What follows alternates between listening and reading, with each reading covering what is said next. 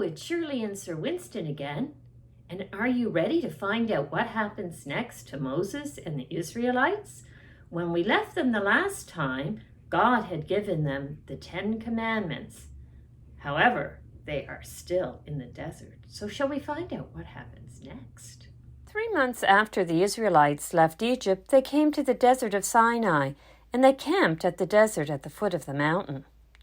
Moses and God had a conversation.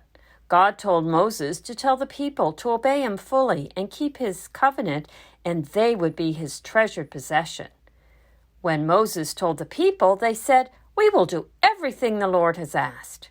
When Moses brought their answer back, God said, "Prepare the people. I will be coming down to the mountain in 3 days' time." So the people made their special preparations, and then on the 3rd day, after thunder and lightning and a very loud trumpet blast, Moses led the people to the foot of the mountain to meet with God. Mount Sinai was covered with smoke because the Lord came down to it in fire. The sound of the trumpet became louder and louder, and then Moses spoke, and the voice of God answered.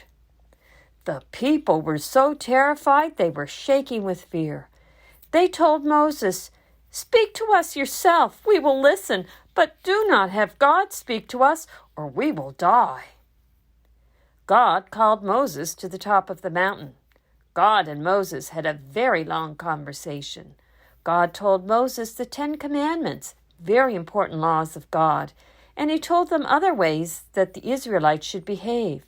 The very first commandment was that you shall have no other gods before me. That is, you shall not make an idol like a statue of something to worship. When Moses told the people everything God had said, they said, "We will obey.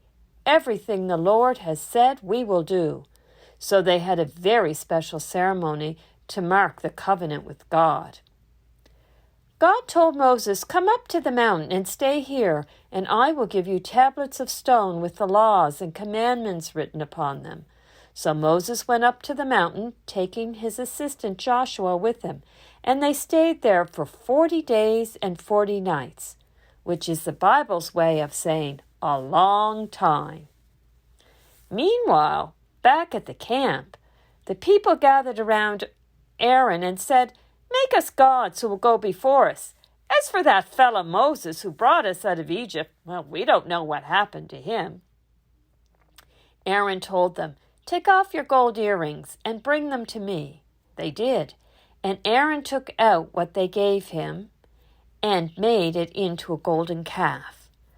The people said, "Here are our gods that brought us out of Egypt." Aaron put an altar in front of the calf and said, "Tomorrow there will be a festival to the Lord." So the next day the people presented offerings, and they ate and drank and started to have a bit of a party. Meanwhile, back on the mountain, God said to Moses, "You better go back down the mountain. I have seen these people make an idol in the shape of a calf and bow down before it and say it brought them out of Egypt, and I am very, very angry. I'm going to destroy them and then make you into a great nation." Moses started an argument with God over this. "Why should your anger burn against your people that you brought out of Egypt with great and powerful deeds? Why, the Egyptians would say their God took them away from us to kill them and wipe them from the face of the earth." Moses reminded God of the promises he made to Abraham, Isaac, and Jacob. The Lord calmed down and did not bring disaster to his people.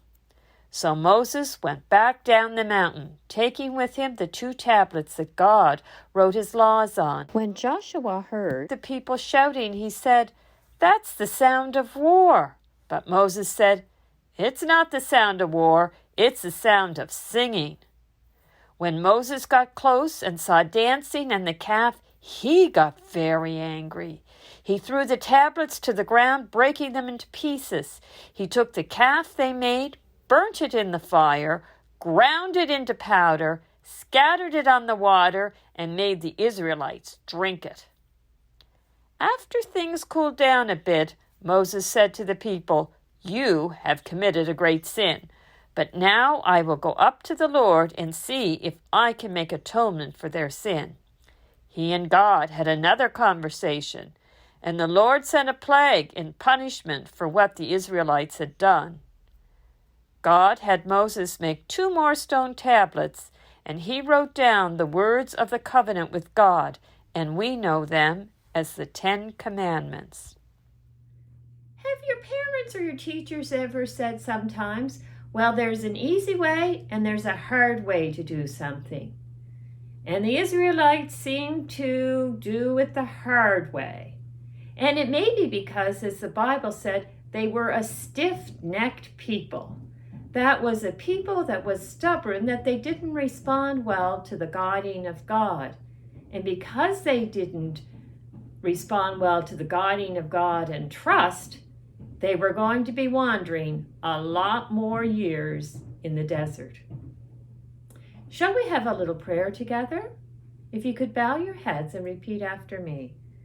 Loving God, help us to hear what you're saying to us. Thank you for your care of us and others. Help us to be kind to other people in your world. Amen. And we'll see you next time at Kids Corner.